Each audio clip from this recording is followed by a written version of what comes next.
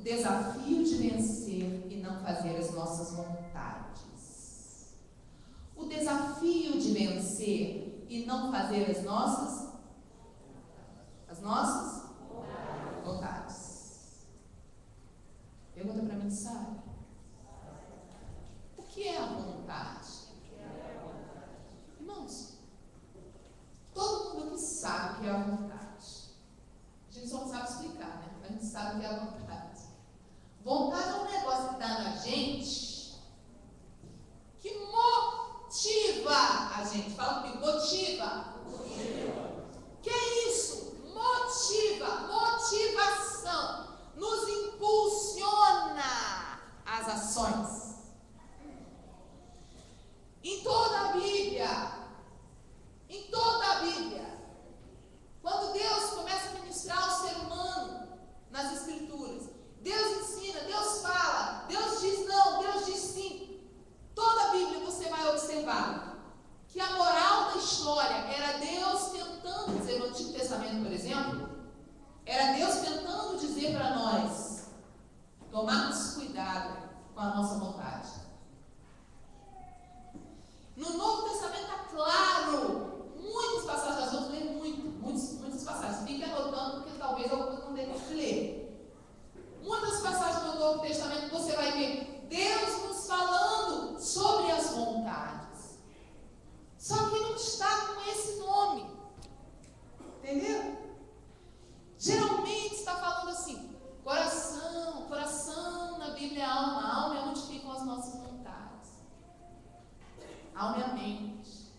A alma é onde fica o nosso querer. Fala para o teu irmão, nosso querer fica na alma. Fala.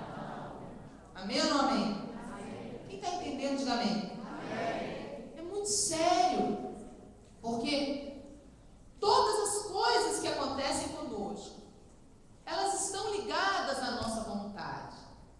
Porque nós fazemos as coisas de acordo com as nossas vontades. A gente muitas vezes não tem a atitude correta. E por que muitas vezes nós não temos a atitude correta? Porque não temos o quê? Acertou. Não tenha medo, não pode falar. Por que muitas vezes nós não temos atitudes corretas? Porque não temos vontade. Ou a gente é burro? Tem alguém burro aqui? Não. Tem alguém inteligente aqui? Mas por que às vezes nós escolhemos o que não queremos escolher? Porque na hora de semear, semeamos o que queríamos e não o que Deus mandou. Na hora a gente não teve vontade. Depois vem a consequência. E muitas vezes nós questionamos a Deus. Deus, por quê? Deus, por quê? Porque no fundo, irmãos, nós confiamos nas nossas, o quê? Olha que engano. Eu sempre brinco quando eu vou ministrar o nível 2. Porque eu falo o seguinte, olha, no nível 1, nós passamos um pente fino na nossa vida.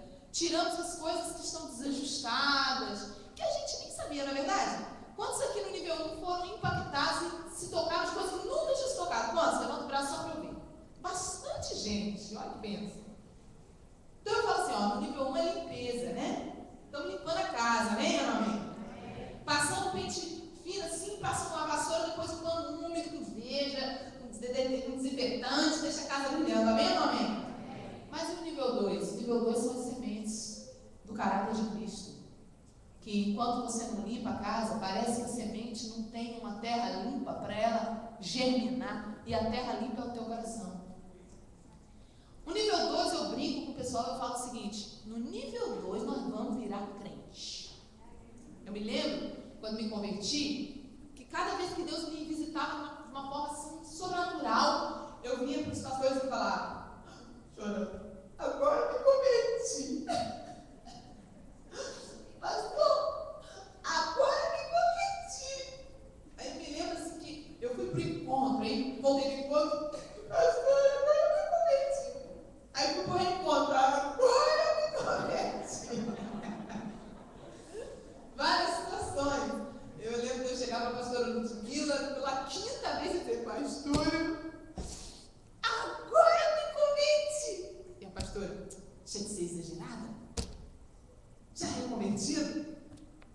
Eu falei, não, pastora, mas existem lugares dentro de mim que não eram convertidos.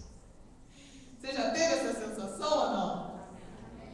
Você era crente, convertido, crente em Jesus, mas de repente você descobre aquela área. Quer ver uma área? Muito crente não é convertido. Posso falar? Você vai ficar escandalizado. Quer ver uma área que muito crente não é convertido, irmãos? O paladar e o estômago. Sabe como é que é? O crente não fuma.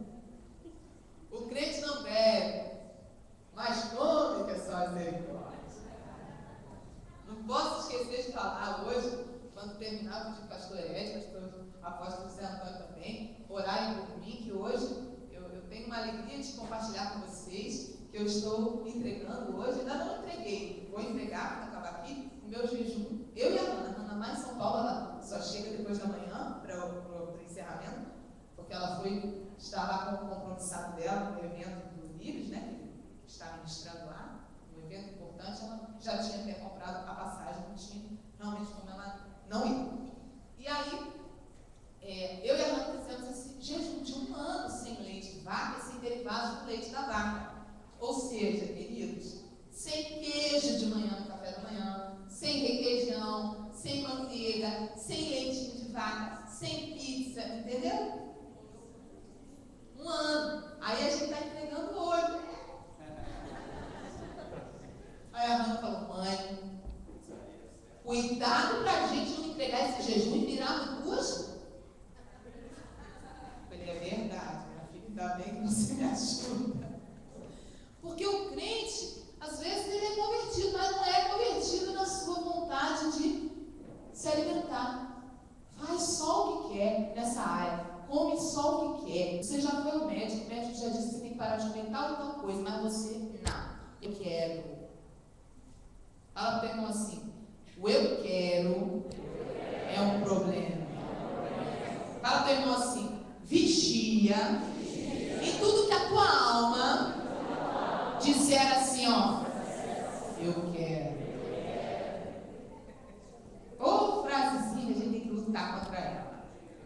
Sempre que vem um eu quero dentro de nós temos que parar e comparar aquilo à palavra. Amém ou não amém? Amém. Então, queridos, a primeira coisa, Jeremias 17. A primeira coisa que a gente tem que aprender é o que está aqui escrito em Jeremias 17. Capítulo 17, versículo 9.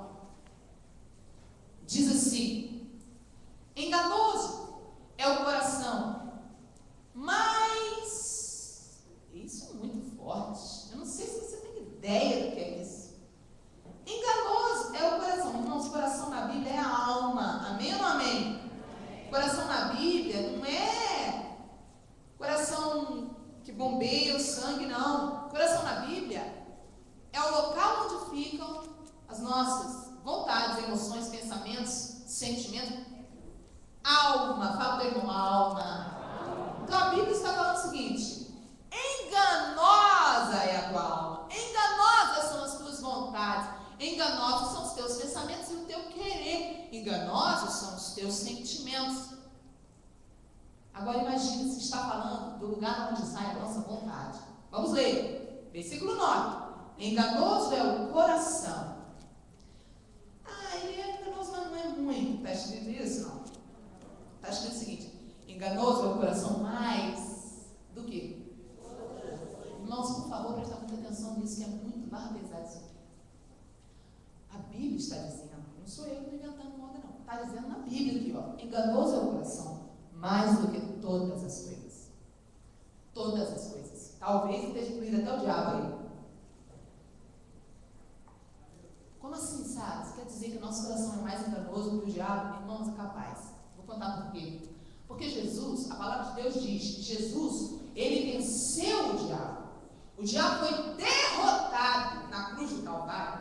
E ele é um inimigo despojado. O que quer dizer isso? Ele não tem mais armas.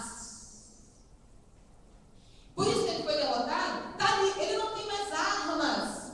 Então eu pergunto para você, se o diabo é um inimigo derrotado que não tem mais armas, quais são as armas que ele vai usar contra mim e contra você? Quais são?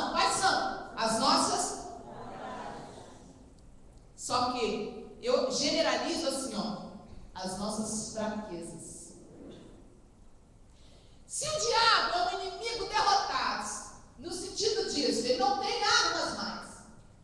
A palavra diz que ele foi despojado na cruz do Calvário. Ele não tem mais armas. Então, se ele não tem, as armas que ele vai usar são as nossas fraquezas. E qual é a nossa maior fraqueza? Vontades. Oh, coisinha terrível. Por causa das vontades, a pessoa pode ser transformada, porque ela tem vontade de buscar a Deus, porque ela tem vontade de ser liberta. Por causa da vontade, a pessoa pode mudar completamente a vida dela. Por causa da vontade, a pessoa pode ter um destino terrível e uma vida arruinada. Uma pessoa que serviu Jesus, que foi serva e serva de Jesus, que foi tremendamente usada com muito poder e glória, pode ir para o fundo do poço por causa de vontades. Então não existe nada tão sério para o diabo atacar como isso. Ele investe todos os dias pesado contra as nossas vontades. E aí ele usa o dia a dia, a dimensão do tempo para fazer isso. Não fecha aí não, que a gente vai terminar de ler. Quantos lembram no nível 1 que eu falei daquela linha que ele representava a dimensão da matéria do tempo? Quantos lembram disso? Então vamos só recapitular. Imagine que aqui na caixa de som começa uma linha, na outra caixa de som termina essa linha. Ela que é o primeiro dia, depois que Adão e Eva pecaram, a corrupção entrou na nossa dimensão. Então a gente começou a ter um tempo corruptível, o tempo que corrói as coisas. A gente envelhece, ou a gente consegue fazer não vou envelhecer. Não tem poder da mente para envelhecimento. Não existe meditação transcendental que possa mudar isso. Nenhuma força humana, nenhuma invocação que você faça pode retardar o efeito deste fator que aconteceu depois da queda da destruição das dimensões. Porque antes de Adão e Eva pecarem, a nossa dimensão estava conectada diretamente com a dimensão da eternidade, que não tem começo e fim. Porque aqui a gente vai mostrar, o começo vai começar aqui nessa caixa de som. E ela vai terminar a dimensão do tempo, como se fosse uma linha. Vai terminar ali naquela outra. Só que a dimensão da eternidade, ela é infinita para fora. Ela é infinita porque existe antes da gente existir. Deus é Deus de eternidade e eternidade. Amém? Então, você já ouviu fim dos tempos, essa frase, fim dos tempos? Porque vai acabar essa dimensão. Deus vai fazer novos céus e nova terra. Uma vez eu estava andando num carro indo lá em Goiás, indo para a Trindade, com algumas irmãs que estavam me levando lá para a NCM. Eu estava fazendo o curso intensivo deles, e eu fui ministrar na cidade e voltei, essas irmãs estavam me levando. E de repente se armou uma tempestade, e um local muito plano, você vê muito longe, assim, muito bonita a paisagem. E a paisagem muito bonita, aquela natureza, eu olhando aquilo, contemplando aquilo, e de repente se armou uma tempestade, era por volta de 4 horas da tarde, ainda estava claro. Uma tempestade muito escura, na direção onde nós estávamos indo. E o carro ia naquela estrada, em direção àquelas nuvens pretas, e negras, e cinza escura. E eu falei, Jesus, nós estamos indo para dentro da tempestade. Ajuda aí, Senhor. Me deu aquele medão, sabe? Um negócio esquisito. Dava para fazer minha volta para dar uma fugidinha, não. E aí o Espírito Santo entrou dentro do carro e começou a falar comigo. Ele disse para mim, contempla ao redor o que você encontra de belo. Eu falei, nossa Deus, como é linda a natureza. Como Deus caprichou com a natureza. Eu olhei aquela paisagem linda e aquelas nuvens lá, né? Me chamando a atenção, ainda estava aqui um dia claro, longe, onde a gente estava vendo de longe, onde a gente ia, estava já a tempestade armada. E o Espírito falou para mim, viu que beleza? Isso é apenas o que sobrou depois da destruição das dimensões. Como assim, Senhor? Ele disse, é perfeito. Isso que você está vendo é o que restou. O pôr do sol, é bonito ou não é o pôr do sol? É a coisa mais linda o pôr do sol. Quando você vê o pôr do sol, aquilo te impacta. O pôr do sol é só o que restou do pôr do sol. O pôr do sol que você vê hoje não chega nem aos pés, nem de longe do que era o pôr do sol antes da queda.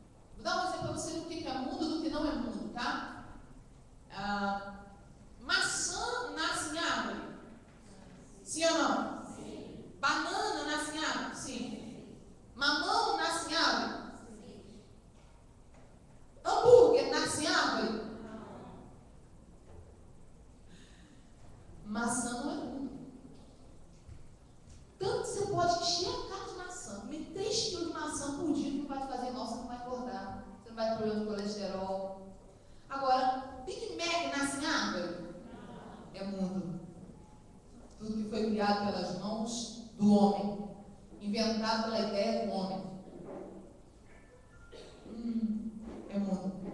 Mas Sara está querendo dizer que eu não posso comer Big Mac? Não, pelo amor de Deus, presta atenção, não estou falando nada disso. Nós andamos no mundo, presta atenção, estamos aqui. Jesus orou e disse: Pai, não te peço que tire eles do mundo. Nós temos um propósito de estar aqui, amém ou não amém? Amém. Olha só, nós estamos aqui no mundo, andando dentro desse sistema que é o mundo. Mas o mundo não pode andar dentro de nós. Não pode mover o nosso querer. Nossa vontade não pode ser baseada em mundo. Eu vou te dar um exemplo disso. Você pode dizer assim: eu vivo sem comer um abacaxi, uma maçãzinha todo dia, uma bananinha. Você pode dizer isso porque veio direto da cozinha do céu. Foi criado pelas mãos de Deus. É a natureza viva e é o que sobrou, imagino que era antes, né? Agora, se você disser: eu vivo sem um hambúrguer, é muito sutil, vocês estão entendendo? Tem pessoas que são assim: se não sair para comer fora toda semana, a semana da pessoa foi ruim. Eu já fui uma pessoa crente, ministra, que eu era assim, eu já fui. Tenho que confessar que se eu não confessar, você não tem coragem de assumir, presta atenção. Eu já fui, ninguém falando de outra pessoa, eu já fui uma pessoa que, se eu não pudesse usufruir de lugares durante a minha semana, se eu não pudesse fazer certas viagens, eu não estava feliz. Eu já fui uma pessoa dependente do sistema e eu era crente. Até que Deus começou a falar sobre isso comigo e falar muito pesado sobre isso. E começou a me mostrar várias passagens onde Jesus, principalmente, nós vamos ler, não precisa abrir, em João 12, quando Jesus fala que nós temos que odiar. Nós vamos ler durante esses dias várias vezes. Temos que odiar a vida nesse sistema, nesse mundo. Quando Jesus fala que a gente tem que odiar, Ele está falando por que isso? Por quê? Porque Ele quer mostrar para mim e para você que as nossas vontades não podem, não devem estar voltadas para as coisas desse sistema. Nós precisamos andar aqui e não vivermos na dependência das coisas daqui. Pessoas precisam ser mais importantes do que coisas. Pessoas são eternas. As coisas vão ficar, as pessoas nós vamos levar. Deus destruirá tudo isso. Ele fará novos céus e nova terra, e será eterno, não haverá mais essa destruição. Pessoas precisam ocupar o primeiro lugar na nossa vida. Aí entra um outro desafio, que é o segundo desafio. Qual é? É Deus ser mais importante que as pessoas. Ai! Fala pro teu irmão, ai! Fala assim, aí agora mesmo, fala. Pergunta pra mim, por que, sabe? Porque a gente vai passando de estágios em estágios. Primeiro a gente se liberta das coisas. Yes. Não dependo das coisas. Sou crente, livre das coisas.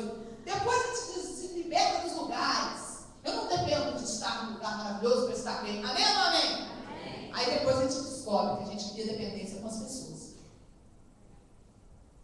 E coloca as pessoas na frente de Deus na nossa vida. Eu queria que parasse por aí, irmãos, mas ele vem com uma coisa ainda pior. Olha o que ele diz, ó. E desesperadamente corrupto. Não é corrupto, não. É desesperadamente. Quem o conhecerá? Eu, o Senhor. Versículo 10. Eu esquadrinho o coração. E eu provo os pensamentos. Eu testo os pensamentos. Isto para dar a cada um segundo o seu proceder, segundo o fruto das suas ações. O que é isso? Fruto das suas ações. As ações são movidas por vontades. O que é a cruz? Cruz é a gente negar as vontades que estão desalinhadas da palavra. Pode escrever. Cruz é nós negarmos as vontades que estão desalinhadas com a palavra e com a vontade de Deus. Isso é cruz. Jesus disse assim: quem quiser andar comigo, negue-se a si mesmo. O que você acha que é negue-se eu não gosto de mim, eu não gosto de mim. É isso? O que você acha que é? Negue-se a si mesmo? Será que negue-se a si mesmo é? Não gosto, não gosto, não vou me olhar no espelho, não quero, não gosto de mim. Você acha que é isso? Negue-se a si mesmo? Hein? Não. Sim ou não? Não. Negue-se a si mesmo é? Negue o teu querer.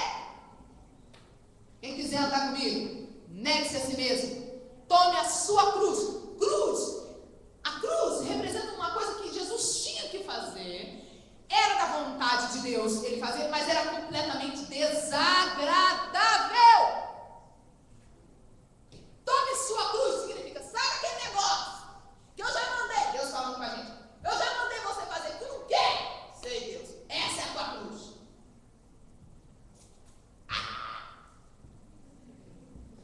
E eu ouvi outro dia, acho que foi a pastora Zenete falar isso, me impactou. Ela falou assim: nós somos terríveis, nós urramos o pé da cruz, agonizamos o pé da cruz, mas não subimos na cruz. Ô, bicho, como é que é, rapaz? Alguém tem que pôr a gente lá. Você sabe o que fazer, meu pastor? Eu te amo. Ele é lindo, né? Meu pastor, a gente faz isso, não faz, meu pastor? Chora. Agonia. Mas não chora. Sim ou não, gente? Olha, não sei vocês, mas eu faço isso. Não é sempre não, viu? Eu, graças a Deus, que eu não tenho nada das cruzezinhas aí na minha vida, mas de vez em quando, irmãos, eu faço umas palhaçadas dessas. De vez em quando eu profetizo que é de vez em nunca, se Deus quiser, mas de vez em quando é de vez em sempre, entendeu? Quem está entendendo, por favor? Amém. Enganoso é o coração mais do que todas as coisas, desesperadamente corrupto. Pergunta para mim, o que é isso? Ai, irmãos, isso é muito sério. Olha aqui. O que é corrupção? A pessoa se corromper. A pessoa mudar de ideia rapidinho e virar para o outro lado, vira casaca. A pessoa quer o bem, de repente quer o mal. Quem entendeu isso? Mas o que é desesperadamente corrupto? É o seguinte, a alma que ali está com o nome de coração, a nossa alma, ela não vê a hora de se corromper. Irmãos, é uma das coisas mais sérias que nós precisamos vigiar. A gente confia na nossa alma. Que Deus me ajude. A gente confia, irmãos. Olha o cão que nós temos que lidar. A alma. Só que é desesperadamente corrupto. Eu vou te dar um exemplo que você vai ter nunca mais dúvida. Você vai entender em 10 minutos, sabia? Simples. É muito simples. Imagina você que é solteiro, solteira, que eu. E não vê a coisa presa na tua frente há mais de 10 anos. Você que não tem oportunidade, porque não recebeu de Deus, de dormir pelado com ninguém há anos. Ah, Sara, como assim? Ué, eu sou casada, não tem essa bênção ainda. Quem é casado, levanta o braço aí para eu ver. Por favor, aproveita. Faça por quem não pode fazer ainda. Em nome de Jesus. Mas eu não tenho essa bênção ainda. Aí, irmãos, eu tenho que me conservar em santidade. E para isso eu preciso guardar e proteger as minhas vontades. Ah, porque eu não sou burra. Vigia na terra. Para quem comer um filme de agarramento, o cara beijando a mulher no pescoço, me passar na mão, e não sei o que,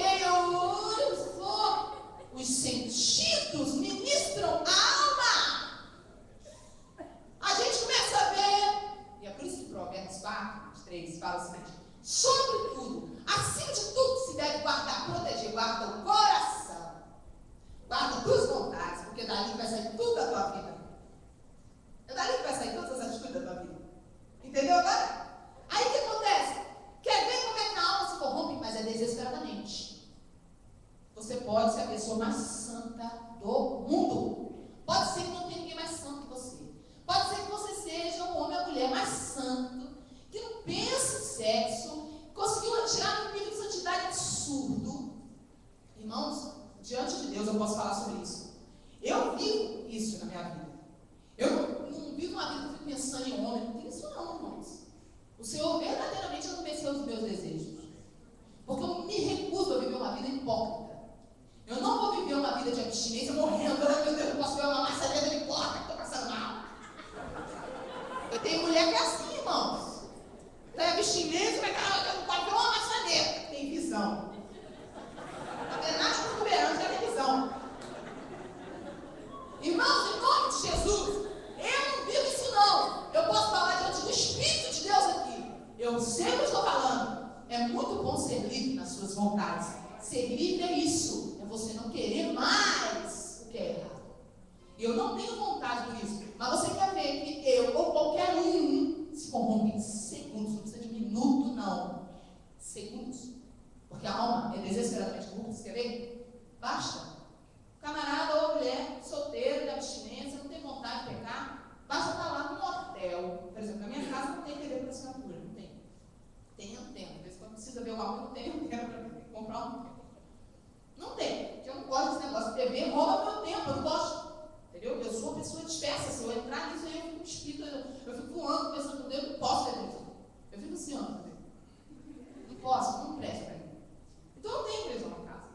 Irmão, se eu estiver num lugar, tiver televisão, agora imagina que eu estou num hotel, que eu não ligo televisão. Eu tenho pessoas que já viajaram comigo e sabem. Eu não ligo televisão quando eu viajo para ministrar. Não ligo. Não ligo em casa para jogar na rua. Mas imagina que eu resolvi limpar. Eu gostei de morrer. Entendeu? Baixou. Quando vem, liga. Imagina. Eu liguei, estou mudando de canal e de repente para um canal erótico. Presta atenção. Vou te mostrar o que é alma. Vou te mostrar o que é esse ciclo desesperadamente corrupto. Você pode ser a pessoa que está há 50 anos de abstinência. Você pode ser a pessoa mais santa, mais pura. Você pode ser virgem, que nunca viu nada, nadinha. Nem viu nem teu irmão tocar de roupa, nem tua mãe, nem teu pai. Em segundos. Segundos. Através dos sentidos. De ver, ouvir. Em segundos aquilo entra. Ministra. Libera estímulos no teu corpo. Não precisa de um minuto de relógio, precisa de segundos. Em segundos a chapa começa a esquentar. E vai para o corpo e rebate. Quando volta nas vontades assim, ó. E parece ser gostoso. Acho que eu quero isso. Alguém entendeu? Amém. Irmãos, é questão de inteligência. Tem que aprender a se guardar e se proteger. Tudo que você vê gera em você pensamentos. Pensamentos geram vontades. Vontades geram atitudes. Tudo que você ouve gera pensamento. Pensamento gera vontade. Irmãos, tem alguém entendendo, por favor? Amém. Então, a primeira coisa, para a gente começar a entender esse assunto, é a gente entender que a nossa vontade ela é enganosa, ela é traiçoeira, ela não vale nada. A alma não vale nada. Fala para o teu irmão assim, não confia na tua alma não. E é por isso que a alma não pode estar no governo, irmãos. Agora, olha bem. A alma não pode estar no governo. Quem já aprendeu sobre isso? Mas a alma, eu vou falar algo que talvez você nunca tenha ouvido, presta atenção. Não é uma coisa que eu já falei. A alma não pode estar no governo. Isso você já me ouviu falar várias vezes, amém? Porém, a alma precisa ter saúde. Pergunta por quê? Porque uma alma ferida, doente, abre brecha para um espírito de insanidade. Escute, você já ouviu falar de gente que era normal e de repente foi ficando meio pancada? Quem já ouviu? Por que isso acontece? Pergunta por quê. Presta atenção para você entender por quê. Porque a alma daquela pessoa começou a adoecer. Quando a alma vai adoecendo, muitas vezes ela entra num caminho de doença. Sabe por que ela entra num caminho de doença? Sabe por que ela entra? Porque ela não entende e não busca os porquês. Fala comigo, porquês. Porquês, no plural, porquês. O que é isso? Irmãos, Deus me deu esse ministério para falar desses assuntos de porquês. alma que prega peça por você, e você, por que você fez isso? Não sei.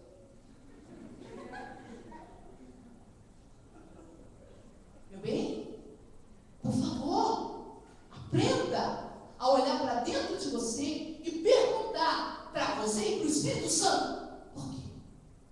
Por que eu tratei fulano mal hoje? Por que eu gritei? Por que eu estou nervoso? Por que eu estou tão calmo? Por que eu estou assim meio esquisito? Por quê? Irmãos, tem que perguntar. Nossa, como assim? Irmãos, lembra de Jesus chegando para a mulher samaritana? E a mulher samaritana chegou até Jesus e foi falando, foi conversando, de repente ela disse: eu quero isso aí, eu quero dessa água, eu quero disso aí. Aí Jesus falou: então tá bom, vai lá na tua casa, chama teu marido e volta. Jesus já sabia que ela não tinha marido, sabia ou não sabia? E por que Jesus fez isso? Porque Jesus queria fazer aquela mulher olhar para dentro dela. Na hora que ele falou isso, ela teve coragem e confessou: eu não tenho marido. Então, na hora que ela confessou, irmãos, Jesus viu, ela quer a mudança. E aí Jesus entra no bar. Confrontar. É verdade, não tem mesmo. Já tiveste 5, né, minha filha? E esse que você está não é teu marido. Em outras palavras, vou traduzir. Meu bem, o problema não está nos homens. Primeiro marido, você não me entende, tchau. Segundo marido, você não me entende, tchau. Terceiro marido, você não me entende, tchau. Quarto marido, você não me entende, tchau. Formar outro melhor que você. Quinto marido, você não me entende, tchau. Ela estava com o sexto. Jesus estava tentando dizer para ela: olha para dentro de você. Olha para dentro de você. Para de querer colocar nos outros os teus problemas. Outra situação, os 2 cegos. 2, quantos cegos? 2. Chegaram para Jesus e perguntaram: mestre, cura-nos, cura-nos, cura-nos. Eu imagino que Jesus deveria dizer: então tá, põe a mão no olho dos caras e cura na hora, sim ou não? Sim. Mas não foi isso que aconteceu. Jesus virou para os 2 cegos e perguntou: o que quereis que eu vos faça? Em outras palavras, o que vocês querem que eu faça para vocês? Irmãos, pelo amor de Deus, que pergunta é essa? Jesus usava 100% cego. Pergunta mais esquisita. Será que Jesus esperava ouvir o que do cego? Ou eu estou com um probleminha aqui de coluna? Você me cura aqui, por favor, desse problema de coluna que estou? Ou então, eu estou com um probleminha aqui de hemorroide, probleminha aqui de uma encravada. Sei lá, irmãos. Não é óbvia a situação daqueles homens. E por que Jesus disse: o que vocês querem que eu faça? Porque Jesus pergunta para mim e para você: o que você quer? Qual é a tua vontade? O que é que você realmente quer? E quando você para e reflete nessa pergunta, você para e olha para dentro de você: Senhor, o que eu quero? O que eu preciso? De tudo que eu preciso, o que eu mais preciso é de ti. Eu quero você. Eu quero que os meus olhos sejam abertos. Abra os meus olhos. Amém ou não amém? Amém. Deus é coerente. Escuta para você entender. Entender os porquês das coisas e das nossas vontades é fundamental para a saúde da nossa alma. Saúde mental. Eu vou repetir para quem quiser anotar. Entender os porquês das coisas e das vontades é fundamental para a saúde da alma, para a saúde mental. Repetindo, entender os porquês das coisas e das vontades é fundamental para a saúde da alma, para a saúde mental. Irmãos, pessoas que não entendem os porquês vão ficando piradas. A liberdade do espírito de loucura. A pessoa começa a ficar maluca. Você já viu gente doida? Você vai ficar meio bancada? Quem já viu? Que a pessoa não entende os porquês. Mas por que? Eu não sei. Dá um parafuso. Queima o fusível. Quem entendeu isso? Acontece que é um exercício diário. Você precisa praticar isso. Eu preciso praticar isso. Olha, eu tenho a minha filha, ela tem 19 anos. Quando ela tinha 14 anos, eu comecei a ministrar e a pegar pesado com ela nessa área. Eu comecei a ensinar ela. Por quê? Não sei por que, mãe. Ai, tá na crise da adolescência.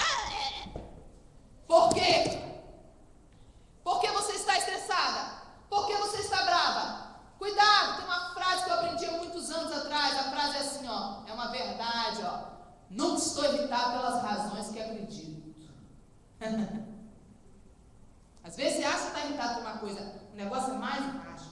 A raiz é bem mais profunda dentro de você. E aquilo que você está aparentemente reagindo é só a pontinha do iceberg. Questione por quê.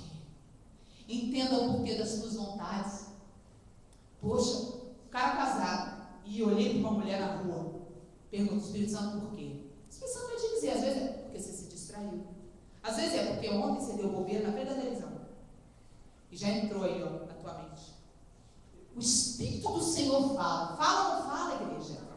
Fala ou não fala, Sandrinha? Por favor, Sandrinha, me ajuda aqui que está meu carregador não está carregando. Está apagada a luz aqui. Saber se quando a luz acender é que tiver... Apitou aqui dizendo que ia apagar meu computador e antes de apagar ele deu um aviso.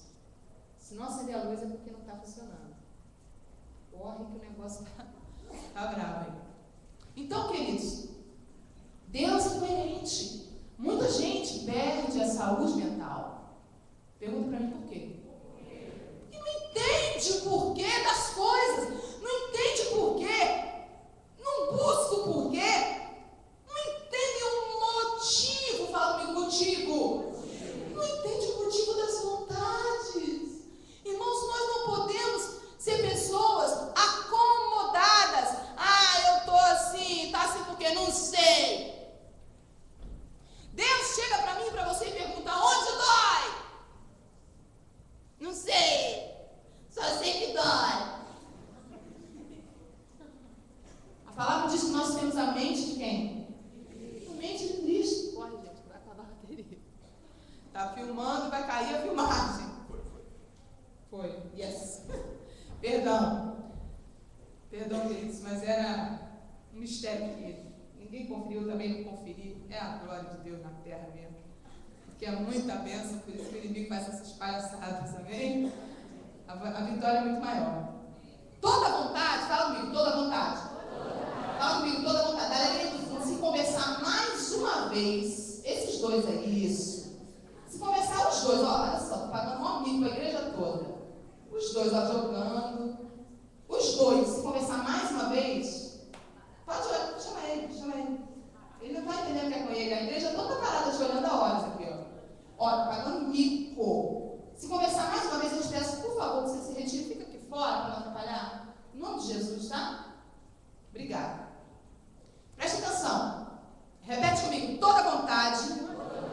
De novo, toda vontade tem seu motivo. Olha, teu irmão diz assim, toda vontade que nasce dentro de você tem um motivo. Agora fala para ele, tem vários motivos que podem ser. Por exemplo, agora olha para mim, eu vou falar. Às vezes, irmãos, o motivo é carne mesmo. É carne, natureza de Caim, que eu vou falar para você amanhã. Às vezes o motivo é outro.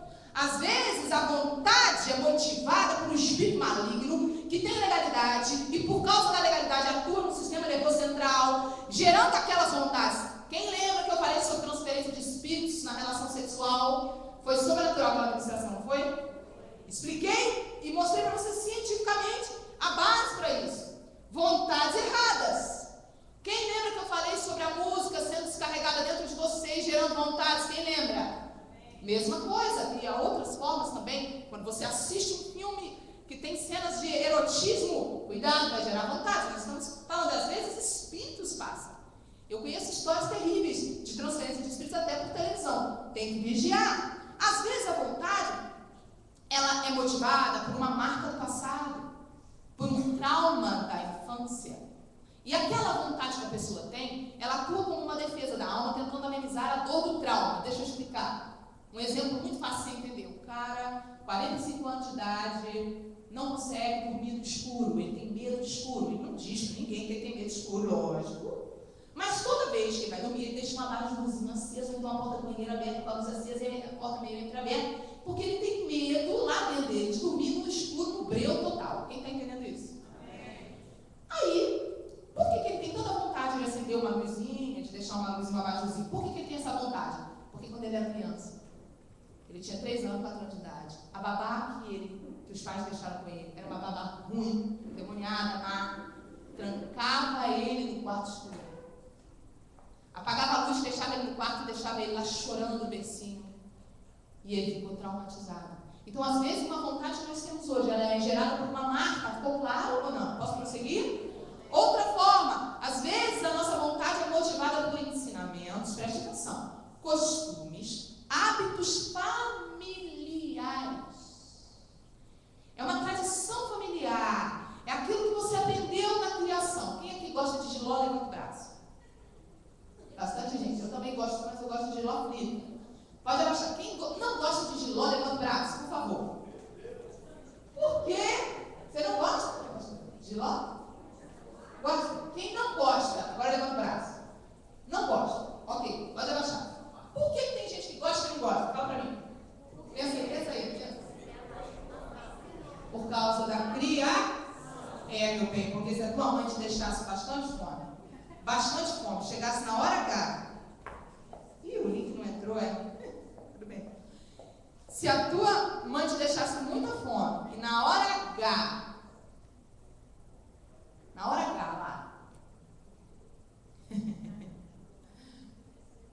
botasse um pratinho de lozinho bem feito pra você, com arrozinho, um bifinho, tu pequenininho tu comia.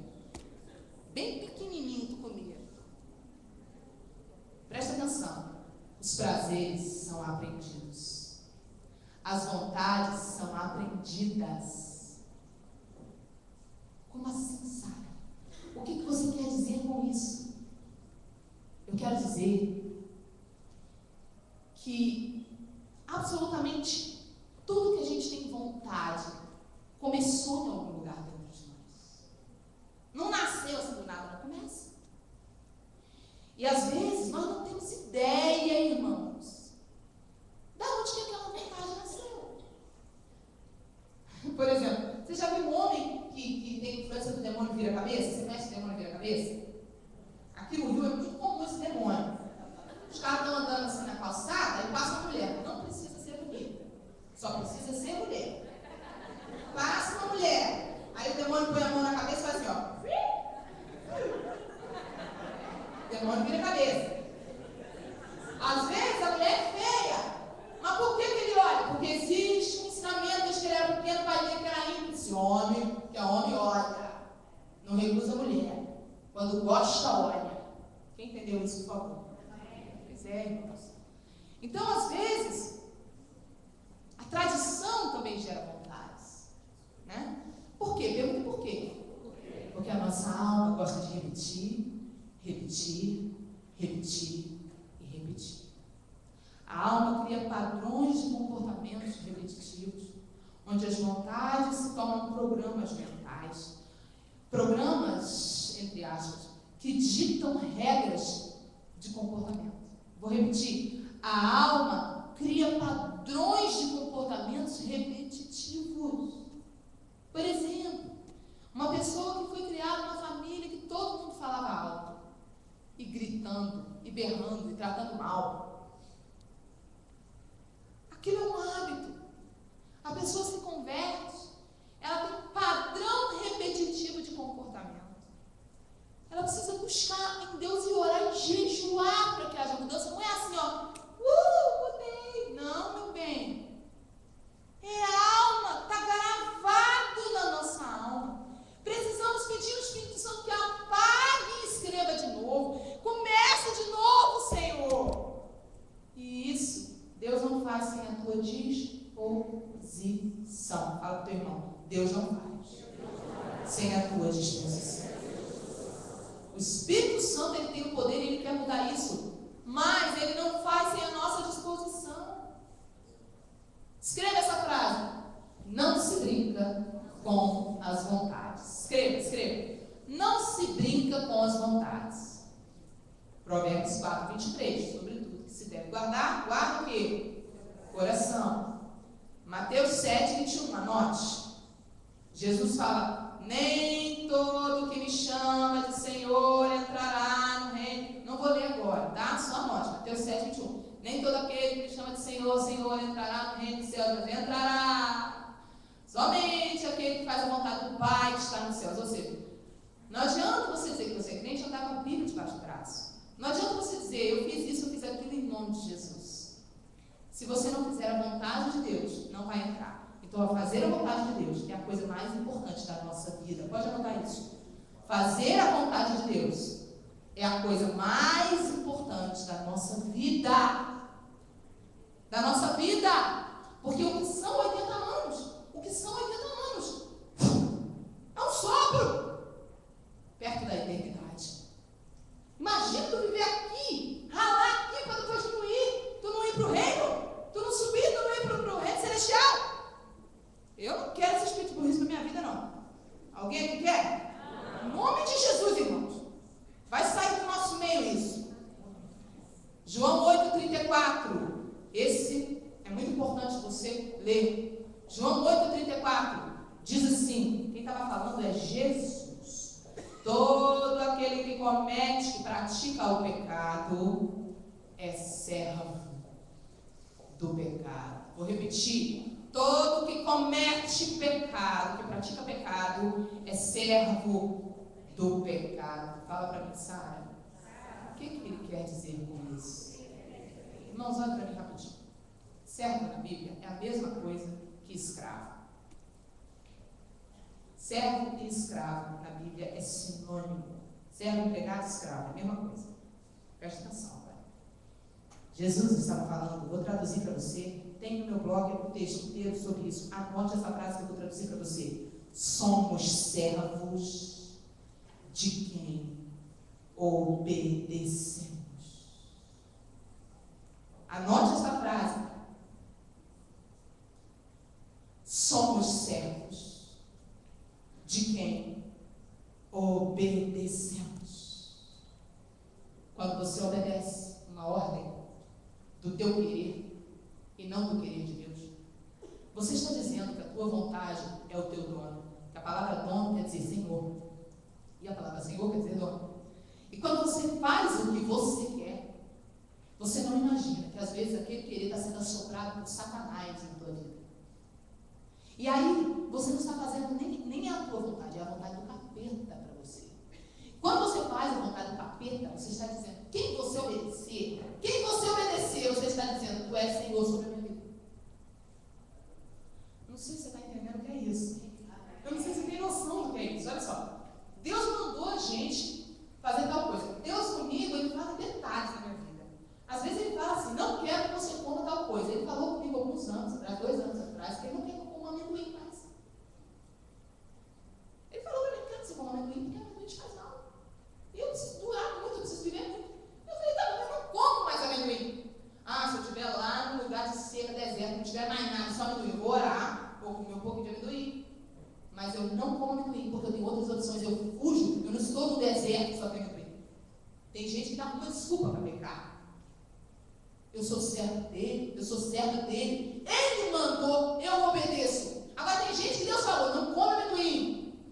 Ai, mas eu estou com tanta vontade. Ai, estou com a cara muito boa, Deus. Deus, você me entende, tá? A Bíblia é muito clara. Somos servos de quem obedecemos. Quem você obedece? Se você obedece o teu querer, cuidado. Você não é servo de Deus.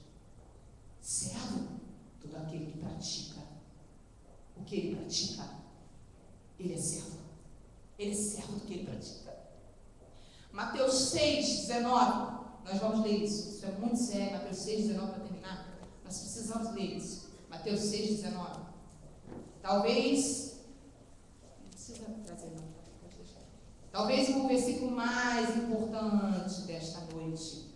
Mateus 6, versículo 19 em diante, diz assim: não acumuleis para vós outros tesouros sobre a terra. Preste atenção que ele vai falar da dimensão da matéria e do tempo, a dimensão corruptível. Olha como ele deixa claro 2 dimensões nessa passagem. Olha, não acumuleis para vocês tesouros sobre a terra, onde a traça e a ferrugem.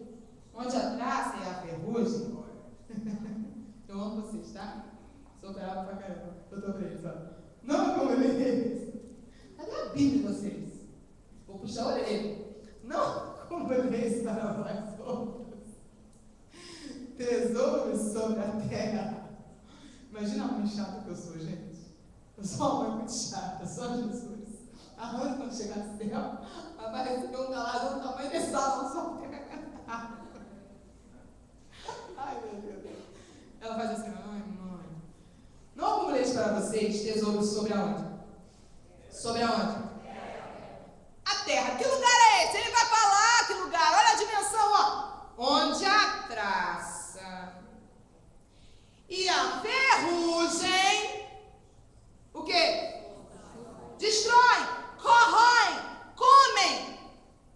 Irmãos, não acumuleis para vocês coisas, tesouros, aqui na dimensão, que as coisas destroem, são destruídas e acabam. Aí ele continua. E onde ladrões, pessoas, podem olhar e querer o que você tem. Ladrões escapam e roubam. Vê alguém e rouba de você. Vê alguém e tira de você. Vê alguém que quer arrancar de você.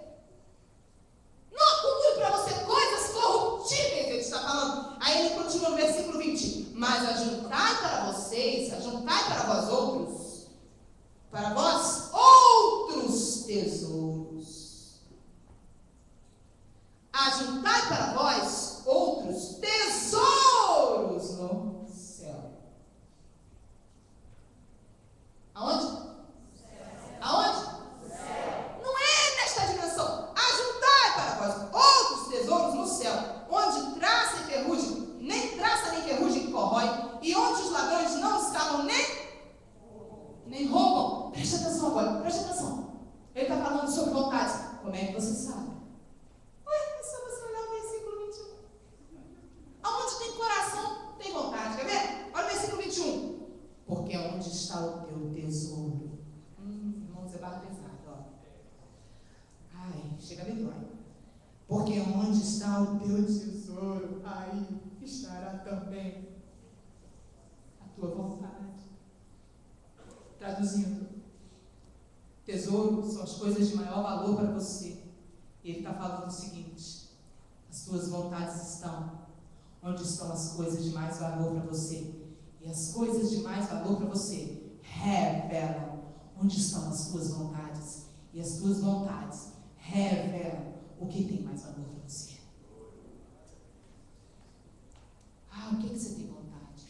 Você tem vontade de ir para o mundão? Você tem vontade de pecar? Revela que isso, o mundão e o pecado tem mais valor para você do que Jesus. Sabe o que eu faço? Eu tenho muita vontade errada. Você precisa começar a orar sobre as suas vontades. Onde estão as suas vontades? Estão na eternidade? Estão no reino? Nas coisas do Senhor? Onde traça e ferrugem não podem corroer? Ou elas estão no mundo? Nas coisas desse sistema que podem ser roubadas por pessoas, por ladrões? O Senhor me mostrou uma vez, irmãos, que o que me emociona, preste atenção, estou terminando, preste atenção. Sabe aquilo que te deixa se emocionar? Sabe aquilo que te deixa assim, que lindo isso, que eu quero uma coisa que você quer muito que te deixa emocionado? Uma coisa que você quer muito. O Senhor me mostrou, irmãos, foi muito difícil ver isso. Eu vi isso lá em São Paulo. Logo que eu cheguei em São Paulo, tive uma experiência muito forte com Deus nessa área. E Ele me mostrou que o que me emociona deve ser observado por mim. Por quê? Porque revela, fala comigo, revela. Revela, irmãos, os meus desejos, anseios e vontades mais profundas. Eu nunca me esqueço. O dia que eu estava saindo de uma igreja, e o pastor virou para mim e falou: pelos cálculos, ele fez uma especulação muito doida. Ele fez uma especulação de que Jesus tinha que voltar até 2028. Eu falei: como assim? A Bíblia diz que ninguém sabe o dia nem a hora. Ele falou: não estou dizendo o dia nem a hora. Eu estou dizendo que ele tem que voltar até 2028 pelos meus cálculos. Eu fui fazer uma brincadeira lá. Irmãos, e por um instante eu acreditei naquilo e eu pensei: meu Deus, já pensou se for verdade? Isso já tem alguns anos, graças a Deus. Sabe o que eu fiz? Enquanto eu dava a volta no carro, assim, para entrar, estava saindo da igreja, que eu tinha acabado de ministrar. Eu falei assim: Espírito Santo, eu ainda não casei. Aí, irmãos, Deus veio assim, igual um trovão em mim. Falou assim para mim, ó: como é que é? então que você negocia a minha volta por causa da tua vontade? Quer dizer, então que o teu maior anseio é casar? Não é que eu venha? Irmãos,